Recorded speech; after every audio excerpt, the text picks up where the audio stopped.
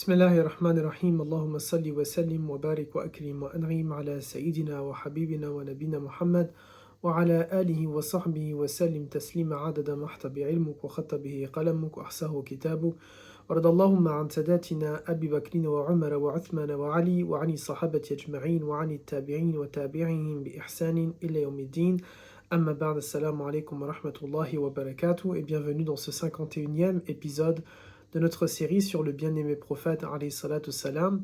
Un 51e épisode qui nous ramène au fil de notre histoire et au fil chronologique de nos épisodes que l'on avait juste avant Ramadan. Souvenez-vous, durant le mois de Ramadan béni, nous avons fait uniquement des hors-séries, mais tout en évoquant la vie du prophète, avec des épisodes qui étaient courts, des épisodes de 20 à 30 minutes au maximum, qui ont traité d'aspects de la vie ou de pans de la vie du prophète de manière très résumée et très détaillée.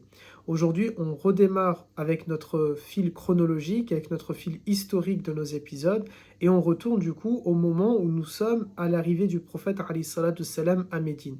Souvenez-vous, quelques épisodes que nous avons traités où le prophète est à Médine, nous avons vu son arrivée, nous avons vu l'arrivée à Quba, la construction de la mosquée de Quba, la constitution de Médine, la construction de la mosquée du prophète, la mosquée de Médine, et ainsi de suite, plusieurs épisodes sur les débuts de la vie du prophète arrivé à Médine et même la fraternisation dans un épisode. Et aujourd'hui, on va continuer dans cette continuité-là tout en parlant justement de la fraternisation. Souvenez-vous, la fraternité que le prophète a mis en place et a établie entre les compagnons était l'un des piliers, l'un des axes centraux de sa politique lorsqu'il rentre dans la ville de Médine, avec la construction de la mosquée et avec le fait de casser la dépendance financière que les Ansar avaient par rapport au marché. Donc il va libéraliser le marché de manière à ce que la communauté musulmane puisse aussi être indépendante sur le plan financier. Sur le point de cette fraternité-là, nous avons eu simplement un épisode où nous avons résumé la fraternité. Et aujourd'hui, dans l'épisode 51, j'aimerais que l'on s'attarde un peu plus sur la relation entre les Ansar et les Muhajirun. Quel était le lien qu'ils avaient entre eux?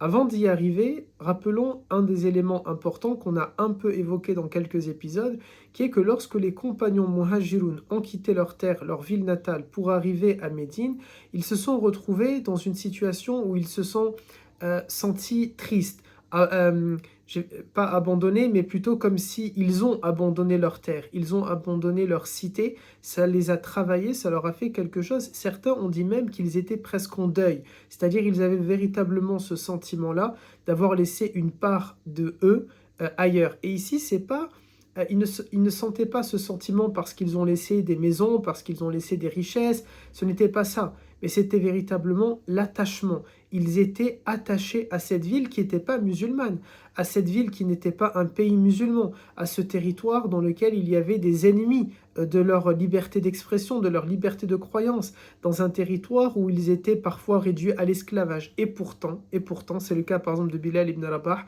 et pourtant, lorsqu'ils ont quitté Makka, ils se sont sentis totalement détruits, ils se sont sentis orphelins, ils se sont sentis vidés de leur essence même, à tel point que la quasi-totalité des muhajirun, c'est-à-dire des compagnons qui ont quitté Mecca pour retrouver Al-Madine al-Munawwara, sont tombés malades au point d'avoir, c'est-à-dire tellement ils le vivaient mal, tellement cette situation-là les a travaillés, les a peinés, eh bien ils sont tombés malades de cet événement-là et de cette situation-là. C'est vous dire à quel point c'était quelque chose de terrible pour ces compagnons-là.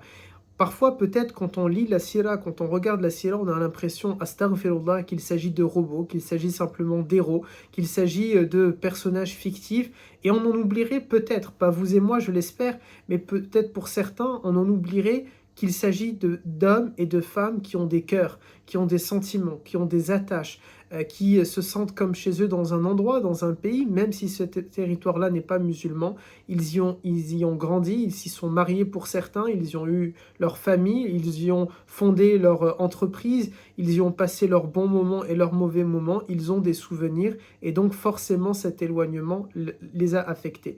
On voit par exemple, Abu Bakr est tombé tellement malade qu'il pensait à la mort. Et c'est assez rare pour Abu Bakr de penser à la mort. Peut-être aujourd'hui, de nos jours, quand on est un peu malade, très rapidement, on va penser à la mort, très rapidement, on a l'impression que le ciel va s'abattre sur nous, ou que sais-je comme expression que l'on pourrait utiliser. Pour Abu Bakr, qui est raisonné, qui est raisonnable, pour Abu Bakr, qui est un homme de foi, pour Abu Bakr, qui est un ahlillah, pour Abu Bakr, qui est un proche du prophète et le plus proche du prophète, pour Abu Bakr, qui a une foi incroyable, immense, pour Abu Bakr, qui est un compagnon, se considérer tellement malade qu'il va mourir, ce n'est pas rien. C'est que véritablement, il sent pour lui, je suis en train de mourir, tellement ça l'a affecté. Si on prend le cas de Bilal ibn Rabah, on pourrait se dire Bilal était très content finalement de quitter Mecca, il était réduit à l'esclavage, il n'avait pas de droit, il était une personne qui n'avait pas sa voix, qui comptait, qui était véritablement personne au moment où il vit à Mecca.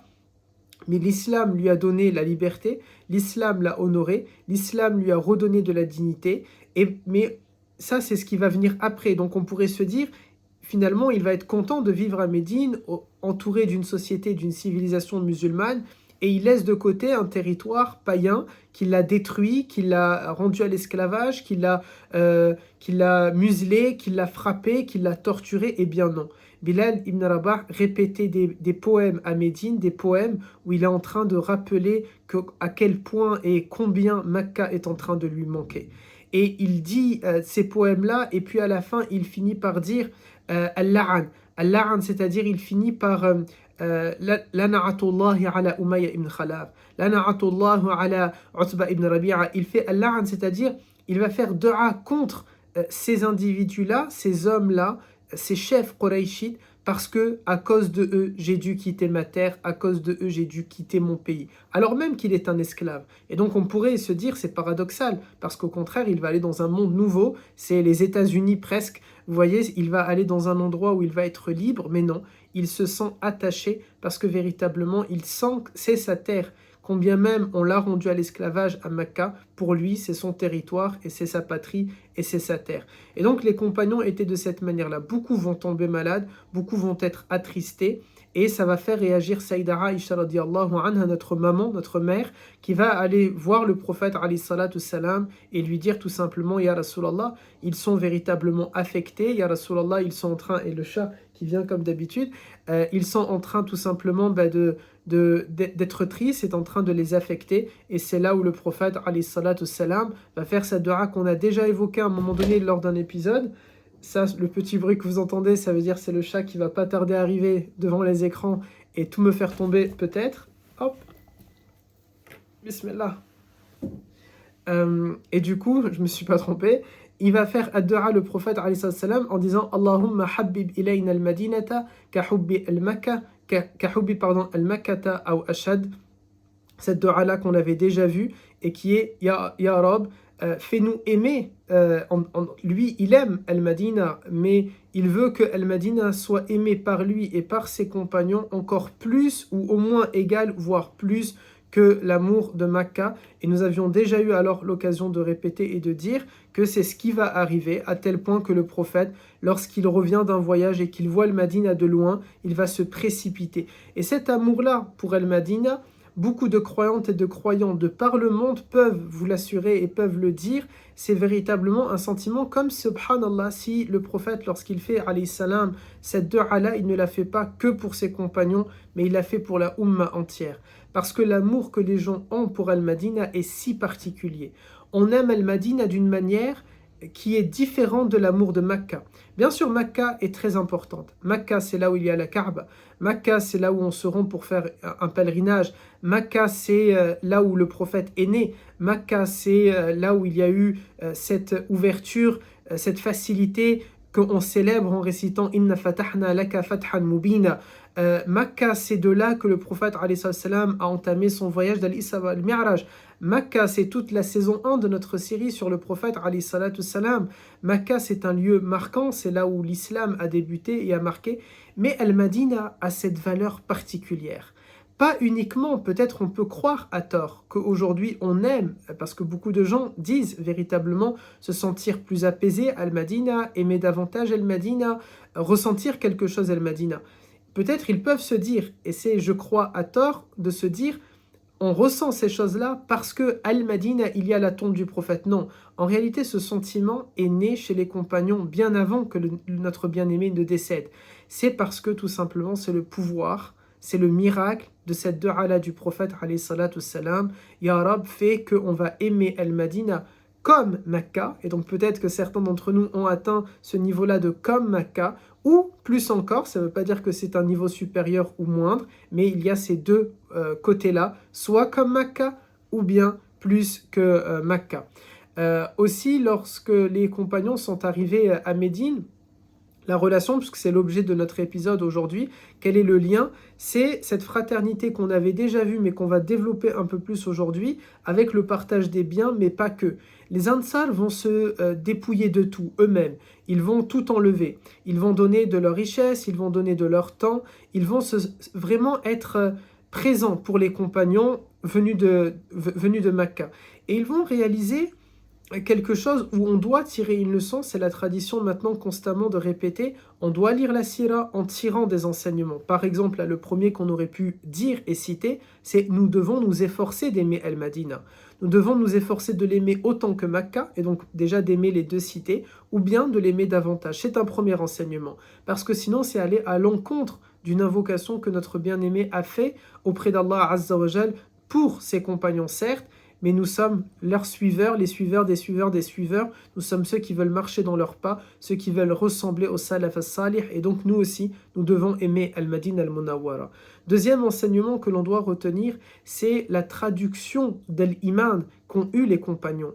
Ils ont l'iman, cette foi-là, cet amour fraternel, ils l'ont bien réalisé. À quel point? Au point que les Ansar, vous savez, quand on dit il faut aimer pour son frère plus que ce qu'on aime pour soi-même ou plus qu'on aime pour soi-même, c'est véritablement ce que ces compagnons-là ont fait.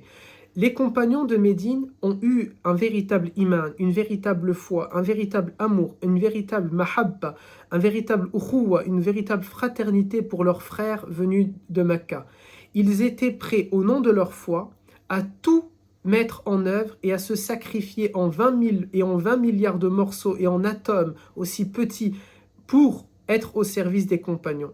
Et de l'autre côté, vous avez les compagnons de Mecca qui, au nom de cette même foi, n'ont pas voulu profiter un seul atome de leurs compagnons de Médine. Et vous avez finalement cette force-là, cette attraction-là qui s'est réalisée entre eux. D'un côté, des gens qui étaient prêts à tout donner, et qui voulait tout donner. Il ne le faisait pas que pour l'image, il ne le faisait pas que en pensant au paradis, il le faisait avec sincérité, avec loyauté, avec une belle intention, avec un cœur qui était totalement pur. Ils veulent tout mettre en œuvre pour leurs frères. Nous, ce sont nos frères. Ils veulent tout mettre en œuvre, c'est ça la foi. Et de l'autre côté, vous avez des compagnons qui, eux aussi, au nom de leur foi, leur enseignent, non, je dois me débrouiller. Et donc, je ne vais pas simplement tendre la main et profiter de cette aide et de cette manne financière que les Ansar me proposent, mais je vais me débrouiller. Voilà pourquoi l'ensemble des compagnons venus de Mecca n'ont pas pris de l'argent pour le prendre. Ils n'ont pas reçu un don, mais ça a été un prêt. Lorsqu'ils ont pris de l'argent, ça a été un prêt et ils l'ont rendu. Ils n'ont pas non plus profité du fait que les compagnons Ansar avaient dit au prophète alayhi salatu salam, nous sommes prêts à donner la moitié des terres. La moitié de nos terres, nous voulons les donner aux muhajiroun. Mais le prophète alayhi salatu salam a vu que cela était trop et donc là aussi n'a pas profité de la situation pour mettre bien d'autres compagnons qui eux avaient tout perdu en disant ils ont tout perdu alors on va leur donner. Mais non, le prophète alayhi salatu salam a décidé de dire aux Ansar non, c'est trop, mais simplement vous allez leur donner un peu, vous allez leur donner une petite part, ou bien ils vont investir et ce genre d'éléments et ce genre de choses qui va être mis en place. Aussi, le prophète alayhi salatu salam, dans la relation qui nous intéresse aujourd'hui entre les Ansar et les Muhajiroun, lorsqu'il va faire cette fraternité-là, il va mettre en place une fraternité qui est cohérente. Et là, il réalise ce que, si certaines et certains qui nous observent et nous regardent ont été responsables, alors soit père ou mère de famille, soit ils ont été des da'iya, ou bien un responsable d'une association, responsable d'une mosquée, un animateur.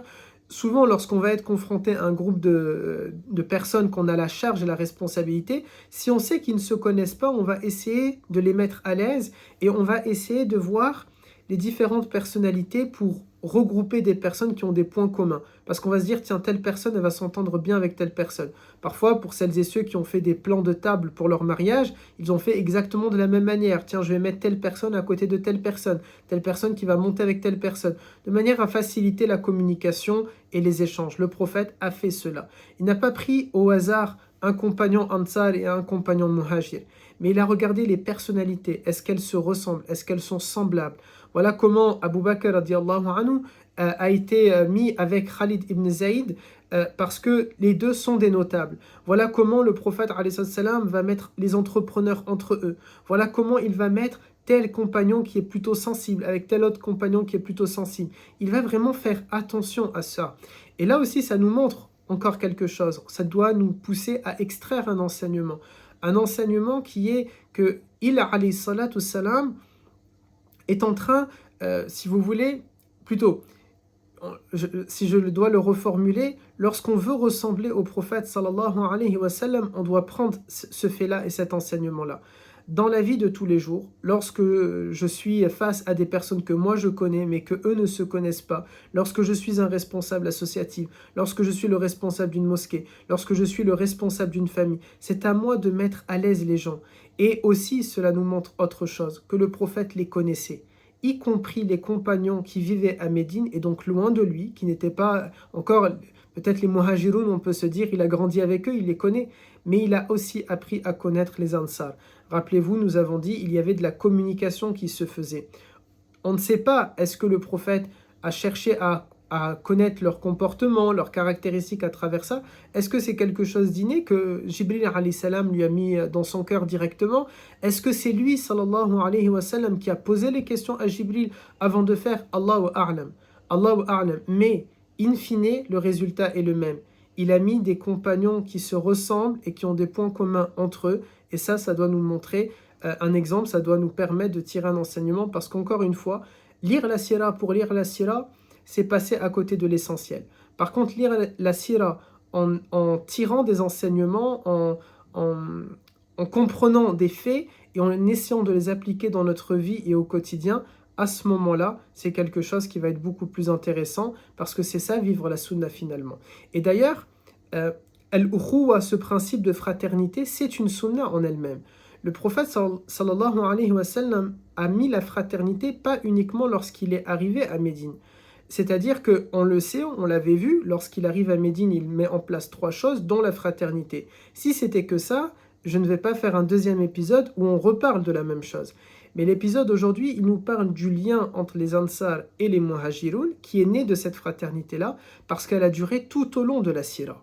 Ça n'a pas été qu'un épiphénomène, ça n'a pas été qu'un moment lorsque le prophète arrive sur son chameau, sur sa chamelle, et qu'il met en place cette fraternité. Voilà comment Ja'far ibn Abi Talib, alors qu'il se convertit en l'an 7 de l'Hégire, le prophète va quand même lui, en français j'ai oublié le terme, lui désigner, je l'avais en anglais mais pas en français, subhanallah, lui désigner un compagnon qui va être son frère alors qu'on est 7 ans après l'Hégire. Et donc on le voit bien, tout au long de la Sira, il y a eu cette fraternité qui a été mise en place. On a aussi des exemples de compagnons que le prophète a rendus frères bien après Fatah Makkah, ou bien encore des compagnons qui ont été rendus frères comme le cas de Salman, et on est à quelques mois, quelques années après l'Hégire, donc c'est vraiment un véritable principe. Là encore, il y a un enseignement à tirer. Si le prophète sallallahu alayhi wa sallam a mis tout en œuvre pour mettre en place cette fraternité-là, c'est qu'il y a ici une sunna. La sunna que vous et moi, nous aussi, nous devons établir cette fraternité-là. Pas qu'avec celles et ceux que nous rencontrons au quotidien et avec lesquels nous avons grandi, mais aussi avec des musulmans de par le monde, des personnes qui sont au loin.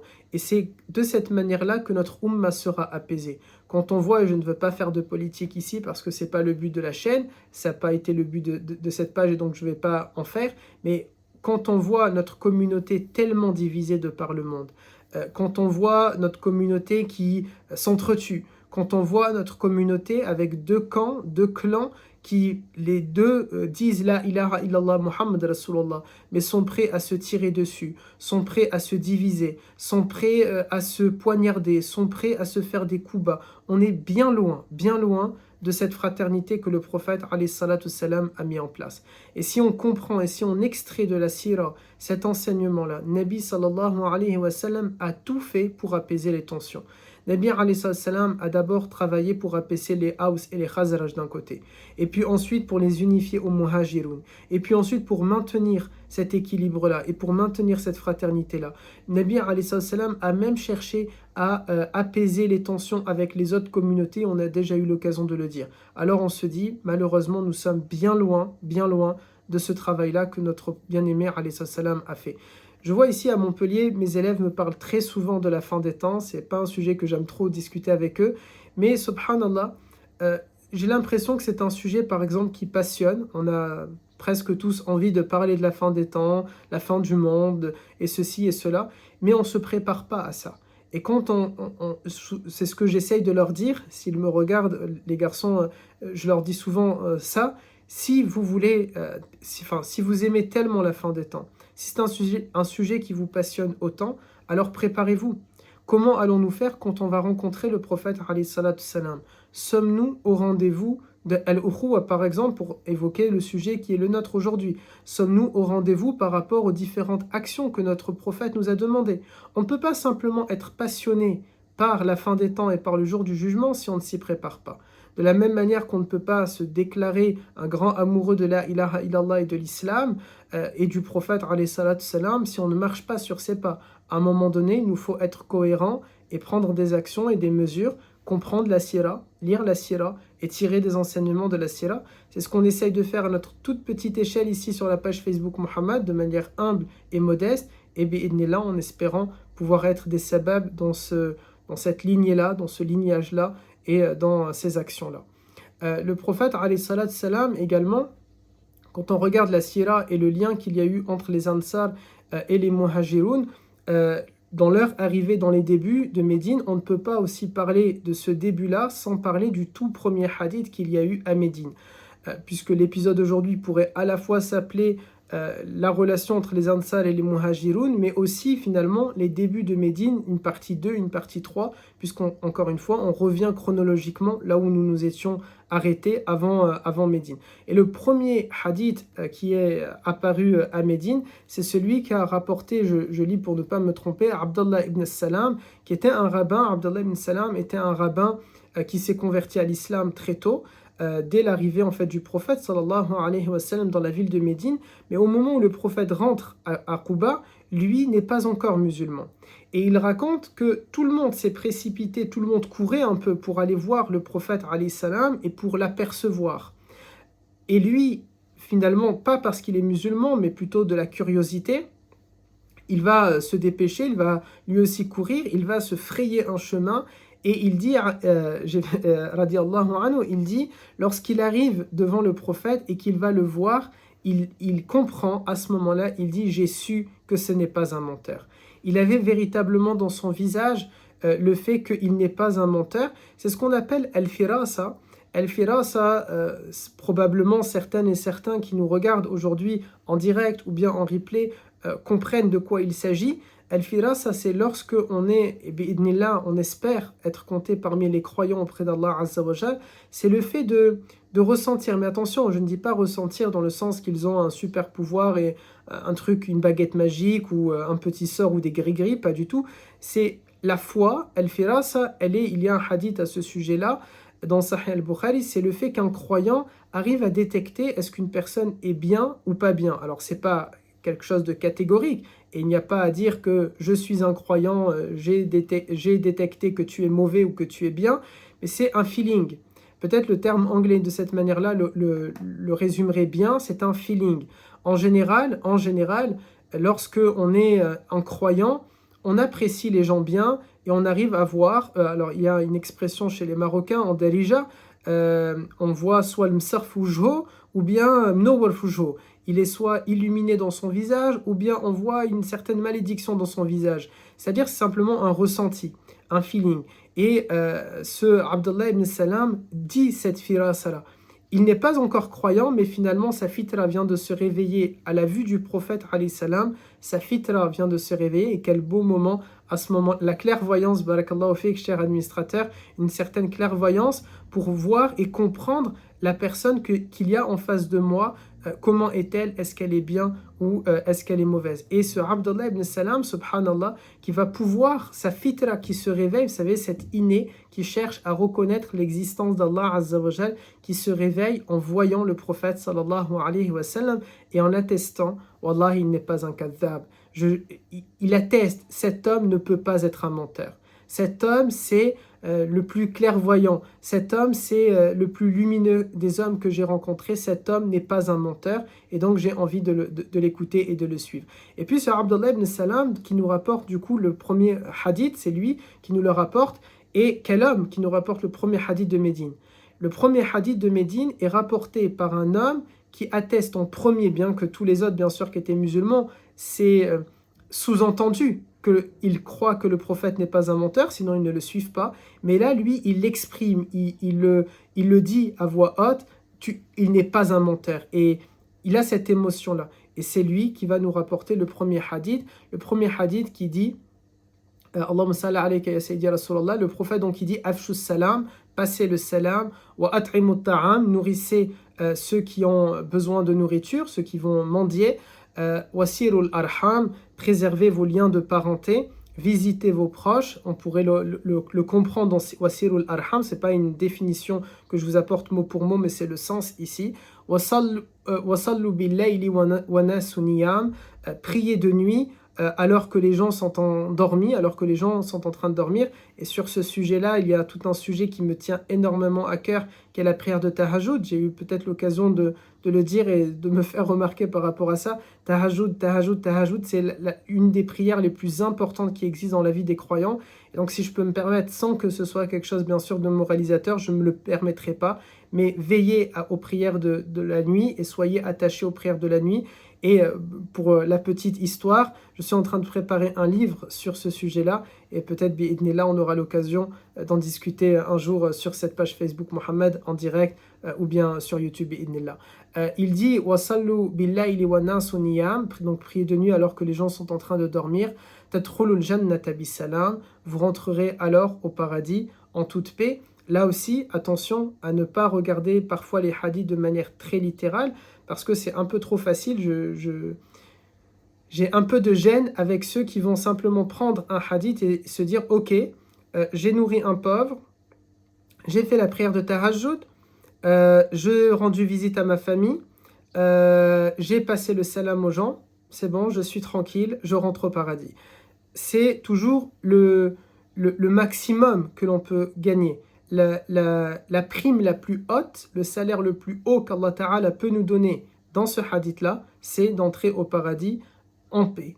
Mais est-ce qu'on va tous gagner ce haut niveau? Allahu a'lam. Attention à ne pas être prétentieux et arrogant, à croire qu'Allah Ta'ala a tout accepté. Vous savez, c'est comme le fameux hadith que les gens traduisent par le fait de connaître les 99 noms de Allah Ta'ala vous fait rentrer au paradis. Si c'était aussi simple que ça, ça veut dire qu'à peu près le temps d'effort pour entrer au paradis nous prendrait 5 minutes, allez, une demi-heure, une journée tout au plus pour apprendre les 99 noms, et on aurait toute une vie, astaghfirullah, pour faire al-haram. Ce n'est pas de cette manière-là, mais il faut bien comprendre ces choses-là, ces éléments-là, ces paroles-là, comme étant des paroles que le prophète dit aux compagnons. C'est donc à des gens qui ont atteint un niveau de foi et un degré déjà très haut, très fort, et donc c'est un peu pour parfaire leur foi et leur moralité qu'il leur dit ce genre de paroles. Pour nous, il nous reste tout un chemin. Ça ne veut pas dire qu'on saute ces hadiths-là, mais tout en réalisant ces hadiths-là, on doit comprendre que nous avons peut-être des prières qui ne sont pas acceptées,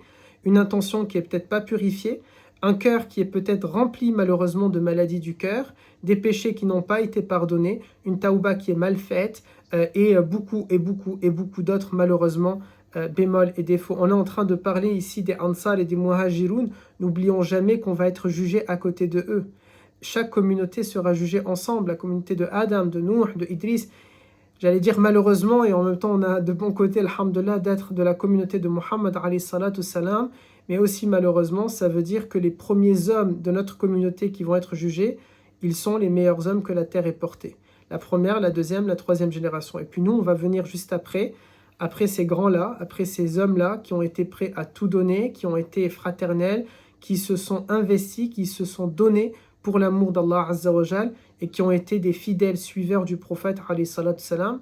Ça va pas être quelque chose d'aisé et de facile, et donc il nous faut nous méfier de croire avec prétention que nous sommes, nous, devenus, astaghfirullah, les meilleurs hommes que la terre ait portés, et que nous aussi, le paradis est assez simple et assez facile et assez aisé. Aussi, concernant le lien entre les compagnons Muhajirun et Ansar, il faut savoir que ce lien-là n'a pas duré que pour un petit temps. On sait que le prophète, alayhi salam, à travers un verset du Coran, va mettre fin à l'héritage qu'ils avaient entre eux. Ils étaient tellement unis entre eux qu'ils héritaient pendant un temps les uns des autres. Et puis l'islam va interdire cet héritage-là, tout en maintenant la fraternité entre eux qu'il y avait. Et cette fraternité-là, elle a été préservée.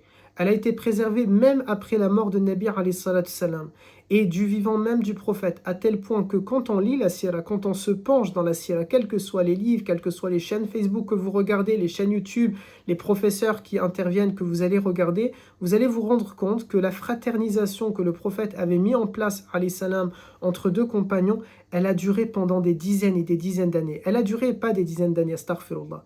Elle a duré jusqu'à la mort de ces hommes-là. Et parfois, on les a même enterrés ensemble parce qu'ils sont morts le même jour, au même moment.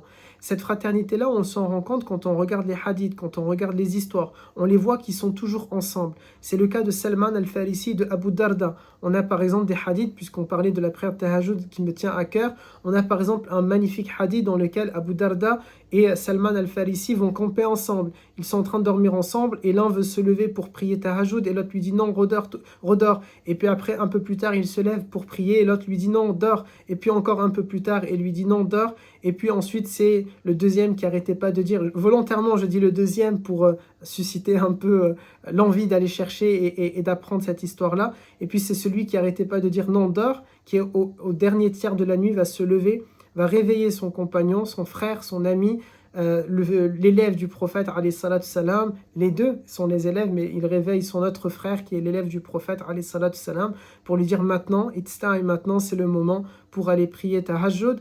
Et ensuite il va lui dire ton corps a un droit sur toi, et ainsi de suite, mais on ne va pas tout raconter maintenant et tout dire maintenant. Voilà comment ce lien-là, il était. Ce lien-là entre les Ansar et les Muhajirun, c'est donc un lien qui a perduré tout au long de la sira, et ça nous montre là encore un enseignement.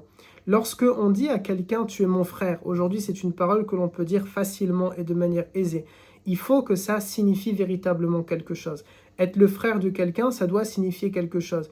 Ou bien, il faut préciser directement, il est simplement mon frère en humanité. Mais s'il est mon frère en islam, s'il est un frère, on ne pourrait pas dire un frère plus que l'islam, mais malheureusement, aujourd'hui, être un frère dans l'islam, c'est quelque chose qui a tellement perdu de sens qu'on a besoin de créer autre chose qui a plus de sens que ça, astaghfirullah. Mais ça doit signifier quelque chose, il est mon frère. Et ce n'est pas une parole que l'on doit dire simplement de cette manière-là, c'est ça aussi marcher sur les pas des compagnons. Les compagnons aussi, la relation entre eux, il y avait une relation qui était presque gênante. C'est les muhajirun. Les muhajirun étaient parfois un peu gênés face aux ansar. Et surtout à un moment donné, lorsqu'ils ont formé une congrégation, un petit groupe qui va voir le prophète sallallahu alayhi wa sallam et lui dire, c'est encore une fois pas mot pour mot, mais le sens de cette rencontre, ça a été de dire, Ya Rasulallah, on est gêné. Parce que quand on voit ce que les Ansar ont fait pour nous, ils veulent donner la moitié de leur richesse et plus encore, ils veulent donner la moitié de leur terre et plus encore, ils sont disponibles pour nous, ils veulent être présents pour nous, ils veulent tout nous mettre entre les mains. On est gêné et à tel point que même on commence à craindre. On commence à craindre, Ya Rasulallah, que toutes les hasanats qu'on a eues dans les temps difficiles, dans les moments hard, dans les moments qui étaient vraiment pénibles à Makkah, et on a gagné des hasanats dans ces moments-là, il l'espère à ce moment-là, on a peur que ces hasanats, elles soient mangées au fur et à mesure, parce qu'on est arrivé dans une situation où tout est simple, tout est facile, on est en train de nous faciliter toutes les choses. Et là, le prophète, bien sûr, alayhi salam, parce qu'il est beau, parce qu'il est magnifique, parce qu'il est charismatique, parce que ça lui va droit dans le cœur les mots de ses compagnons parce qu'il les comprend, parce qu'il voit leur détresse, parce qu'il comprend au-delà de leurs propres mots, il sourit, il les rassure en leur disant que non, ça ne va rien enlever, et puis il leur rappelle, faites dua pour les Ansar. Et il dira ces magnifiques paroles au sujet des Ansar en disant que ça fait partie de la foi que d'aimer les Ansar. Celui qui n'aime pas les Ansar, il a un signe de fasiq, il a un signe de perversité, il a un signe qui est mauvais dans son cœur. Et le prophète alayhi salam a tellement aimé les Ansar qu'il va dire aussi alayhi salam, si j'aurais pu, j'aurais gommé mon lignage, j'aurais gommé mon ascendance, alors même qu'on sait qu'il était très attaché à son oncle Abu Talib, à son grand-père, etc. Mais il dit, si j'aurais pu, j'aurais gommé ce lignage-là, et je me serais considéré comme étant un Ansari, comme étant de vous. Et vous êtes de moi et je suis de vous. Il leur a dit, alayhi salam, on voit à quel point vraiment Nabi sallallahu alayhi wa sallam a été reconnaissant vis-à-vis de ces gens-là. Et véritablement, ils ont apporté un nasr, ils ont véritablement apporté un secours et une victoire à la ilaha illallah, et une victoire et un secours à la communauté musulmane. Et donc là aussi, si on veut marcher dans les pas de la sira, si on veut vivre la sunna, c'est aussi de se dire, ok, regardons comment le prophète a éprouvé de l'amour et de la reconnaissance et de la gratitude envers un groupe d'hommes et de femmes qui ont donné ce nasr au prophète et à l'islam. Eh bien nous aussi soyons à la hauteur.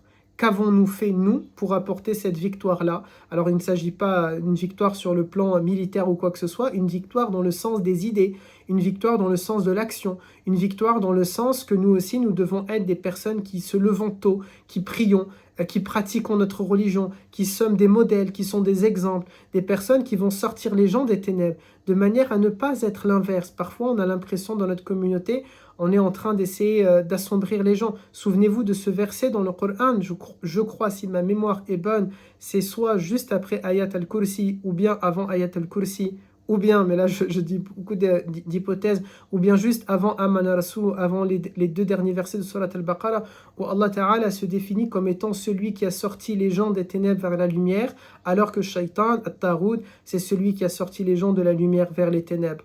Ne marchons pas dans les pas de Shaitan, mais marchons plutôt dans les pas du Coran, marchons dans les pas que le Coran nous a montrés, marchons dans les pas qu'Allah Ta'ala nous a ouverts, dans ce chemin qu'Allah Ta'ala nous a montré. Je reprends les termes de notre cher administrateur, dans ce chemin qui est clair, qu'Allah Azza wa Jal, le plus grand des clairvoyants, nous a montré et nous a tout simplement guidés bi'idnillah. Aussi, dans cette relation qu'il y a entre les Ansar et les Muhajiroun, il y avait du coup cette compassion, cet amour, et il y avait également une relation de business parfois. C'est-à-dire que les Muhajiroun n'avaient pas tendance simplement à tendre la main, on l'a déjà dit, c'était des bosseurs, des travailleurs, c'était des entrepreneurs, c'était des gens actifs, qu'ils soient compagnons ou compagnons, et ça, ils étaient tout simplement à l'image des valeurs de l'islam et de la moralité de l'islam. Voilà pourquoi lorsque les Ansar leur ont proposé de tout leur donner, le prophète a préféré lui-même, mais eux aussi avaient cette mentalité-là, bien sûr, les Muhajiroun. Ils ont été éduqués par Nabi alayhi salam pendant des années, mais le prophète rappelle, il dit non, vous allez plutôt avoir une relation de business entre vous, d'associés entre vous. Et donc les Ansar fournissent, c'est un peu, là c'est l'agent immobilier qui va parler, un peu comme dans un commerce, on a le propriétaire des murs et on a le propriétaire du fonds de commerce. Donc c'est celui qui a le fonds de commerce qui se lève tous les matins et qui part faire tourner sa boutique, et on a le patron des murs, le propriétaire des murs qui a perçu un jour un salaire et qui perçoit un bouquet tous les mois, un salaire qui rentre constamment. Bien là c'est un peu ça que le prophète alayhi salam est en train de proposer. Les Ansar, c'est un peu comme si vous allez prendre une petite retraite, pouvoir tout simplement laissez vos biens, vos terrains, etc. entre les mains des Muhajiroun qui, eux, vont travailler, et puis vous allez toucher une commission, vous allez toucher des parts, vous allez devenir finalement des actionnaires, et eux vont devenir une main-d'œuvre.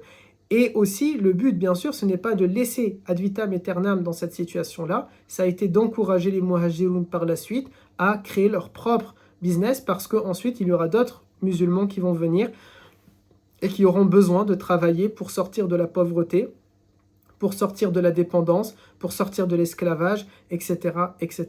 Voilà pour cet épisode-là, la relation entre les muhajiroun et les ansar, cette relation-là que le prophète a préservée comme un dôme, un cocooning que le prophète sallallahu alayhi wa sallam a mis en place. Il les a couverts de cette rahma, de cette sakina, et ils ont réalisé cette chose-là. Ils sont devenus véritablement des frères. Ils ont réalisé entre eux cette véritable mahabba. Ils ont atteint ce que le Nabi alayhi salam nous a dit et nous a dépeint en nous disant, lorsqu'on atteint ce degré-là, chaque instant passé ensemble, ce sont des péchés qui sont effacés et ce sont des hasanats qui sont augmentés. Imaginez alors le temps que Omar ibn al-Khattab et Abu Bakr ont passé ensemble, Uthman et Ali, Salman et Abu Darda, Abu Bakr et Khalid ibn Zaïd, et j'en passe, tout ce temps-là qu'ils ont passé ensemble, on comprend un peu mieux comment ils ont obtenu ce degré-là où Allah Ta'ala dit qu'il est satisfait de eux et qu'ils sont satisfaits de lui. On comprend encore mieux alors comment le prophète alayhi salatu salam peut nous dire et nous affirmer, et bien sûr on le croit, qu'ils sont les meilleurs hommes que la terre ait portés. On comprend encore mieux pourquoi ils sont de ce niveau-là. On comprend encore mieux pourquoi le prophète alayhi salam nous a dit vous pouvez les suivre tous sans exception. On comprend encore mieux pourquoi Allah Ta'ala leur a tous pardonné, parce qu'ils sont des hommes qui ont fait vivre la sunna. On ne pourra jamais leur ressembler parfaitement. On ne pourra jamais atteindre leur niveau, mais on peut toujours essayer, on peut toujours marcher sur leurs pas. Et si on n'arrive pas tout en haut du bâtiment, tout en haut de l'immense Empire State Building qu'ils ont construit, au moins, on sera dans ce bâtiment-là, au moins, on sera dans des étages à l'intérieur, et au moins, on sera couvert par les murs qu'ils ont construits, au moins, on sera protégé par le dôme qu'ils ont fait. Mais là, marchons sur les pas des compagnons, c'est quelque chose qui est important. Ils sont une véritable lumière, et ils sont une étape, une porte nécessaire pour atteindre le prophète alayhi salatu salam. On ne peut pas comprendre qui est Muhammad sallallahu alayhi wa sallam sans passer par ceux qui l'ont compris avant nous et qui l'ont mieux compris, et ceux qui l'ont compris quand il parle, quand il vit, quand il dit, etc. Et donc il est important pour nous d'être attachés à la sunna, bien sûr au Coran, c'est évident, mais aussi à la sunna. Je précise ici la sunna parce que malheureusement on vit des temps assez bizarres où les gens, soi-disant, parce qu'ils aiment trop le Coran, soi-disant, ils se détachent de la sunna et deviennent un mouvement qu'on appelle le coranisme. Ne soyons pas ainsi, soyons attachés à la ilaha illallah au Coran, mais aussi à Muhammad Rasulullah alayhi salatu salam, et c'est-à-dire à la sunna, bi'idnillah. Barakallahu fikum, wassalamu alaikum wa rahmatullah, subhanakallahumma wa bihamdik, nashhadu an la ilaha illa ant, nastaghfiruka wa natubu ilayk.